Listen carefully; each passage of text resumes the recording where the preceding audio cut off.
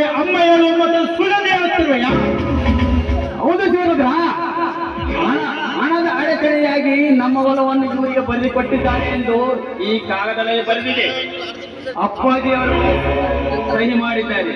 ಬೇಕಾದರೆ ನೀನೇ ನೋಡು.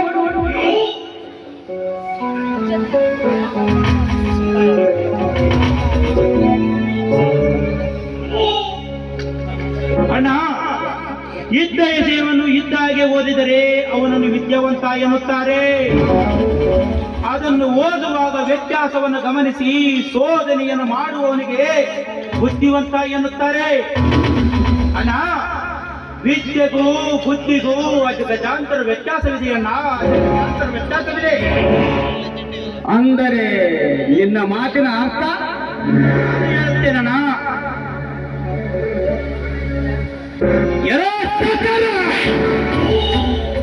ವಯಸ್ಸು ಕಡಿಮೆ ಆಗುವ ನಿನಗೆ ಇಷ್ಟೊಂದು ಬುದ್ಧಿ ಇರಬೇಕಾದರೆ ಇನ್ನ ದಿನ ಬೆಳಗಂತೆ ಅರವಂದ ಈ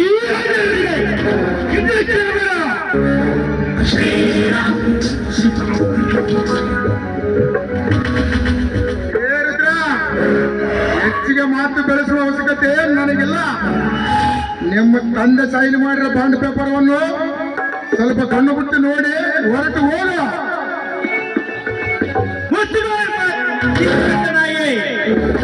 ನಮ್ಮಪ್ಪ ತೀರಿಕೊಂಡಿರೋದು 1988 ಮಾರ್ಚ್ 3ರಲ್ಲಿ.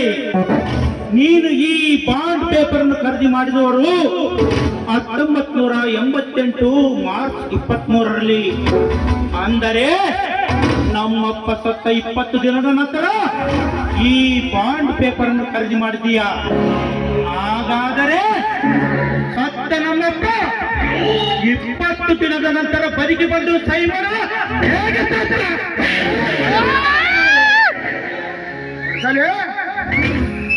ಗೌಡ್ರೆ, ಸ್ವಲ್ಪ ಮನೆ ಕಡೆ ಹೋಗ್ಬೇಕಲ್ರಿ. ಇದಲ್ಲ ಗೌಡ್ರೆ, ನನಗೆ ತಿಳಿವ ಇನ್ನು ನಿಮಗೆ ಇನ್ನು ಹೆಂಗೆ ಹೇಳ್ಬೇಕು?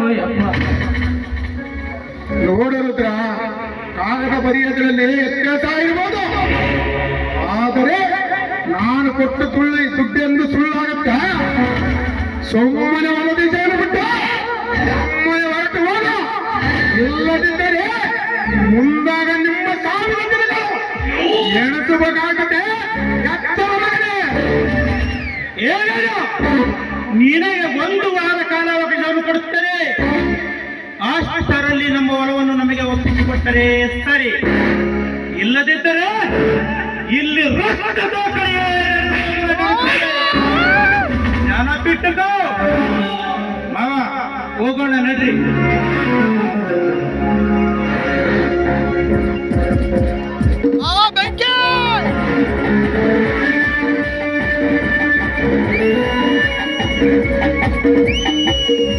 ಆನೆಯ ಮೇಲೆ ಕುಳಿತುಕೊಂಡು ಮಿಸ್ಟರ್ ಬೈರೇಗೌಡ, ಆನೆಯ ಮೇಲೆ ಕುಳಿತುಕೊಂಡು ಊರ ತುಂಬ ಮೆರವಣಿಗೆ ಮಾಡಿಕೊಂಡವರಲ್ಲ, ಮಣ್ಣು ಮುಚ್ಚಿರುವಾಗ ನೀನ್ಯಾವ ಲೆಕ್ಕ ನನಗೆ? ಅರಮನೆಯ ಮೇಲೆ ಕುಳಿತುಕೊಂಡು ಕೂಗುವ ಕಾಗೆ ಅದೆಂದಿಗೂ ಗರಡಾಗಲ್ಲ.